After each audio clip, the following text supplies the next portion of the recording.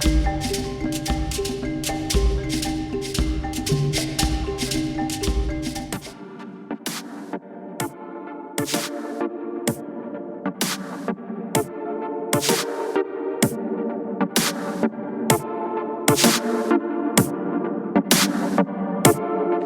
theme is Youth Unleashed. They're young, they're gifted, and they are South African.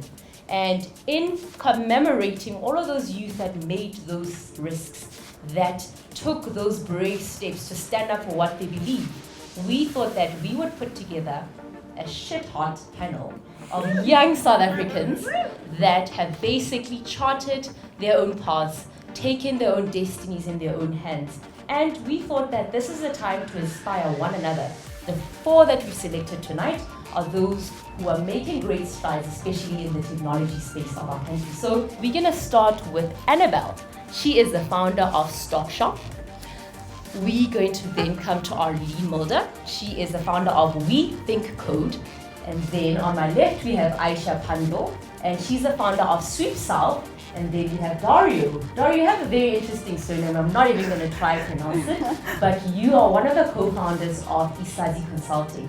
So with that, ladies and gentlemen, I'm going to start our panel. So if you don't mind me asking, this is a platform where we are very honest with one another, because we have to be very honest. Entrepreneurship is not about the people that you read on the covers of Forbes. Aisha, case in point. She was one of the people that were featured on Forbes magazine, I think the April issue. I think it was the April issue. Yes, yeah. So, I mean, you see all of these pictures, you see all their successes, but there's definitely the truth and the story behind it. So my first question to my panelists would be, how old are you? Because we must believe that you're young. And also, what did you study at varsity? Goodness. I'm 29 and I studied mechanical engineering, focusing on nuclear design. It's my passion. Yeah, I guess that's the question. Brilliant. Thank you very much. I can't believe you're asking girls how old they are. Honestly, the best policy. So I'm 31 and I studied business, mathematics and informatics. Pretty much actual science, did a master's degree in that. I think the fact that they're being honest shows the reality to who these people are really truly and what they've done within a very short space of time on this planet. Aisha, how old are you and what did you study? I'm 31 and I studied human genetics, so I did a thesis on gene therapy. I finished a PhD in that, and then I also in the last year of my PhD studied a business qualification at UCT Graduate School of Business. Brilliant. Dario? I'm 29 and I did mathematics and computer science back in the day. I moved from doing research and like Dario, just feeling very much like it was this very closed, protected environment where I was learning a lot but not actually doing things that were broadly applicable to South Africans in general. And so that's why I decided to work in management consulting. And the experience for me was almost like going into something that I didn't like into something that I hated even more, because I thought that I would have more freedom and be able to make better decisions myself, but actually as a management consultant, and again it's a really great job, it was a great learning curve. I learned a lot working in different industries about different businesses and how to improve them, but I was essentially working for a company that was working for another company. So I now had two people that I was reporting to, and I think part of that experience was just realizing within myself that I wanted to do something where I was master of my own destiny and where it wasn't about always having to report to someone else about decisions that I made, and also having to have someone else in charge of my career, how much I get paid, when I get promoted, how many hours I work. RMB was my first job. I joined the graduate program, so for 2 years I spent in credit risk coding and building the credit risk rating models, and after that I moved into corporate finance. So I spent 5 years in M&A advisory, and I must say I loved it. I learned so much there, but there was always kind of this something in me that wanted to do something that makes a difference, if that makes sense. And I kind of had this little promise to myself that I need to resign before I turn 30. So I literally resigned a week before my 30th birthday. Annabelle, Johannesburg Stock Exchange, your experience there.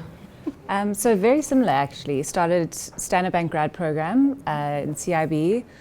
also then moved into the JSE, ran one of their markets and evaluations team for them, and very quickly realized the issue in the market, and the business was born, and a second business was born out of that. And just was so incredibly frustrated that no one was doing this or fixing this problem that I just couldn't live another day watching it just atrophy. Tell us about StockShop and also tell us about your journey thus far. The one thing I'll say is it's just damn hard. It is so hard, oh my goodness, but it's good. It's really rewarding when it is good. So StockShop is a financial technology business, and we build solutions. Well, we've got a toolbox of platforms that we white label for banks and financial institutions to help them remain relevant to millennials, unbanked, underbanked, among other things.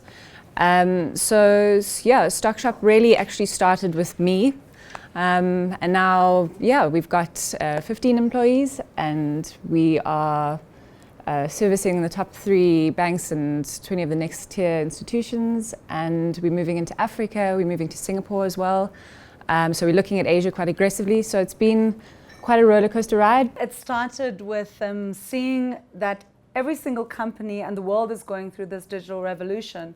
But what I saw, especially at R&B, was, there was the deal makers, and there was what you thought was IT, which even me, who was coding and can code, thought of the guy in the basement fixing your printer. But there wasn't someone kind of in the middle, a technologist that could solve problems in this digital world. So going through that, I then met my co-founder, she's from France, and we found this incredible model in Paris. It's called École 42. And they said, okay, if we can create a new kind of university in technology, how would it look? So I would say, so we partner with them to get our curriculum and content. But I would say that Within Code, we're different in 2 ways. So first of all, we want to make it open and accessible to anyone. So anyone can apply, 17 to 35 years old. You don't even need matric to apply, so no previous education, and it's completely free to students. Then secondly is the way that students learn.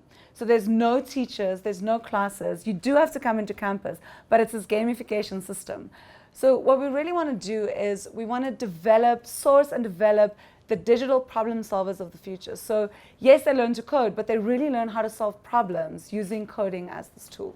What SweepSouth is it's a platform, a tech platform, that connects domestic cleaners who are looking for work, and obviously who are experienced, with homeowners who are looking for someone to provide that service at their house. And so we're focused on 2 sides of a market. For the cleaners, we're trying to provide work at decent rates, and in a reliable way, and in a way that suits their schedule. And for homeowners, we're trying to provide a very quick, convenient, and hassle-free solution to getting that home help. And the way that we started the business is, so my founder is my husband as well, which is probably a whole nother topic for panel discussion. We were both working in corporate jobs at the time, living in Johannesburg. And we were on holiday in Cape Town and came across the issue where we needed the service. We needed something like SweepSouth, but obviously it wasn't available. And so in order to get someone to help us with home cleaning, we went through classified ads, asking friends for referrals, eventually went to agencies. And the kind of the situation that we saw in terms of how domestic cleaners are treated in South Africa, but also treated and paid, but also for us that long process of trying to find someone, and a very unpredictable process, led us to the idea of starting this business. And so we launched it in the middle of 2014, after building the platform for about 4 or 5 months, and then and built it out of Cape Town. And we really started off a very, very low base. I was the first customer on the platform. First month, I think we had 2 customers. We're now doing thousands a month, but we at that time had 2 customers in the first month. Next month, 4 or 5 customers, and just kept on building very quickly, but off a low base. And at the end of that year, we decided to try the idea of launching somewhere remotely. So we said, you know what, let's look at it as an experiment. Let's go to Cape Town, try and launch the business by presenting at a tech conference and presenting to early adopters who would hopefully become our customers. And then let's go back to Joburg and let's see whether we can run this platform remotely from Johannesburg. And so we went to Simodisa Startup SA, went and did a pitch there, just again with the idea of wanting to pitch to these potential customers, and ended up winning the pitching competition and meeting our investors there. Dario, Isazi Consulting, I know it's a bunch of very, very smart people. that do very, very smart solutions. So tell us about it. So we actually started out, so when I was an academic, we used to run, we used to be part of a workshop called MISG. It's basically where what we used to do is ask, and it still runs now, and still involved, used to ask academics from around the world to come and bring their PhD students and bring their master's students. And then we used to go to companies and say, do you have problems that you have trouble solving? Like really tough things that maybe you'd ask a mathematician to give a crack at. So you have to really be desperate. And what would happen is we'd get some people, and we had some repeat customers who would keep coming back. And we made it free to industry, we made it free to the academics, because the idea was the academics get publications out of it, which the government subsidizes, the industry gets a problem solved. It was really successful. But what used to happen is people would come to us afterwards and say, so when's the next one? So when can we do this again? We'd say, well, next year. And that wasn't acceptable. You know, in any business, I think a year is a very long time to wait. And we had so much demand. Eventually, we just said, we were kind of almost pushed into it. So start something and start providing these kinds of solutions to people, this kind of atmosphere, this very problem-solving, intensive atmosphere.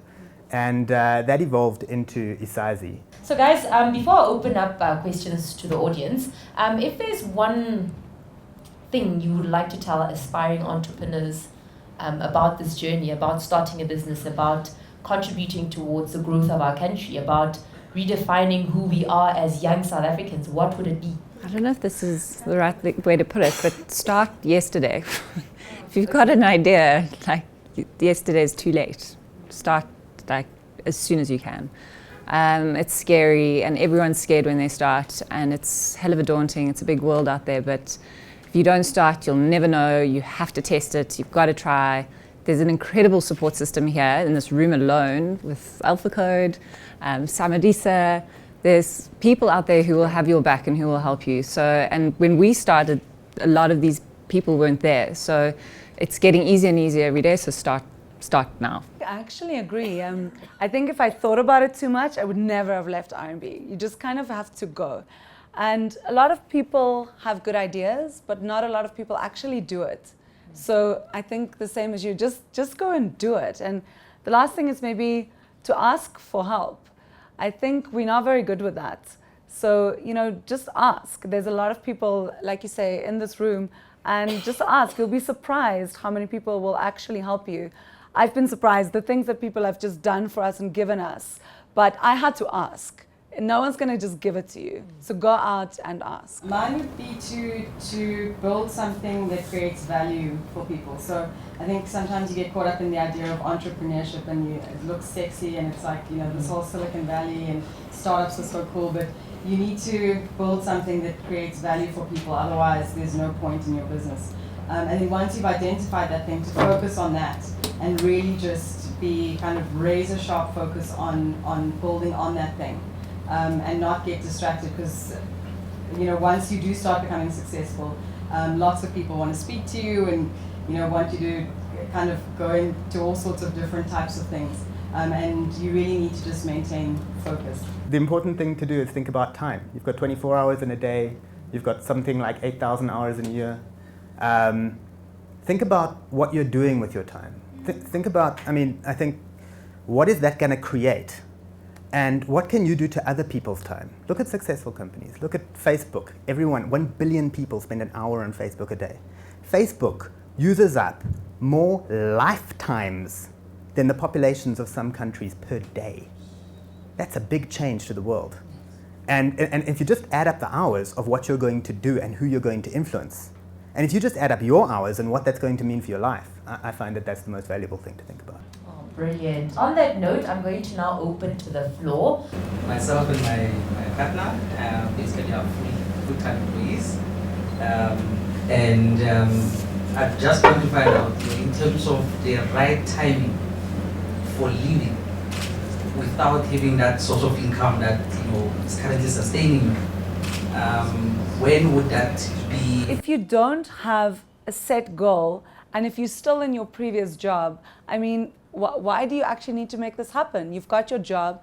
There's a saying, you know, if you go out to sea, you burn your boats. You can't go back. So in a way, for me, okay, quitting my job, I had to make this work. And also setting goals and saying we're going to do this. So we said we're going to take 120 students. By the time we said it, we had no money. So then we had to raise that money.